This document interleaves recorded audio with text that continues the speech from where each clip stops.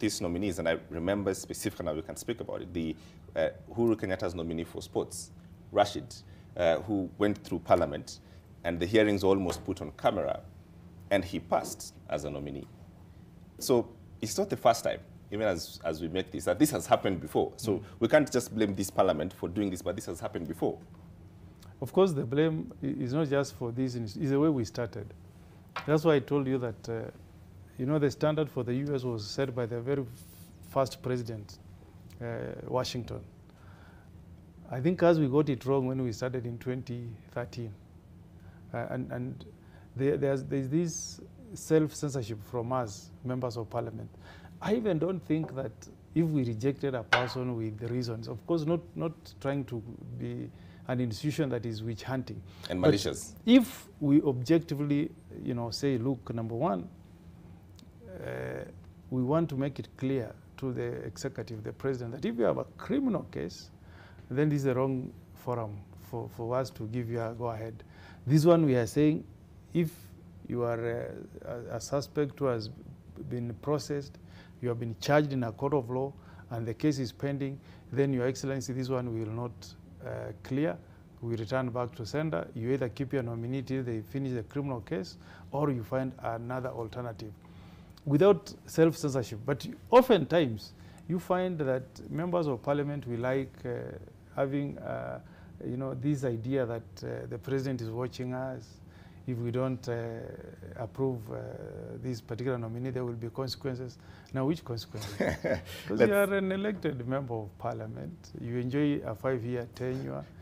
This office is created by the Constitution. Right. The president knows that when he sent this name to you, you're going to make a decision objectively in the best interest of the people of Kenya.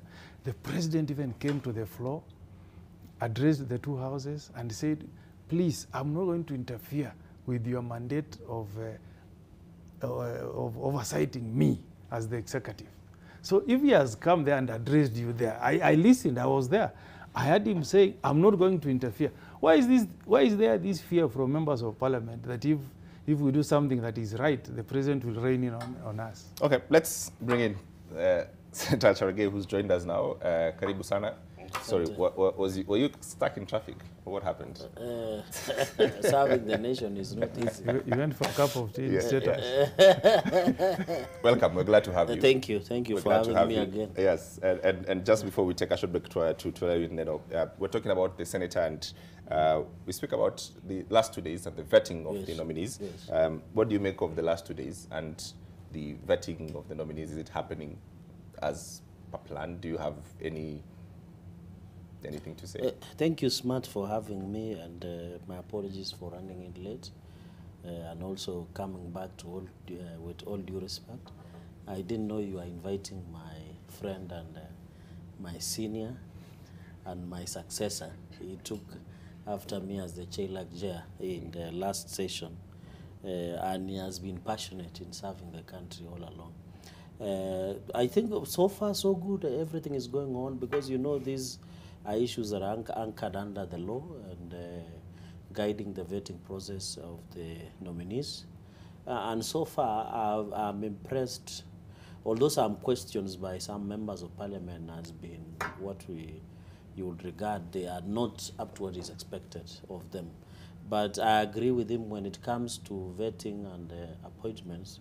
I think in future we must take these things to Senate, where we have serious minds, because the question some of the members of National Assembly are asking, you doubt where those questions come from. As my brother, let me pick it from where he left, it looks like they are asking those questions to please unknown individuals who are not part of the process. And I hope I'll look at the report. Some questions are demeaning, some are right, some are good, but so far so well. What particular question do you have a problem with? For example, like asking today the CS nominee for gender why she has a D- and she has a degree. You know, it is shocking because you can have a D-, do a certificate, do a diploma, and then do a degree. So some of those pedestrian questions is embarrassing sometimes. And also, I saw the minority leader asking a misleading question against Kithure Kindiki in the morning by alleging that he received money from NYS. But later, he retracted that statement because he found that it was another law firm that was. So there is lack of due diligence that members of the vetting committee should. I know they might not take lightly the position I'm taking, but I hope it is part of learning. It is part of learning.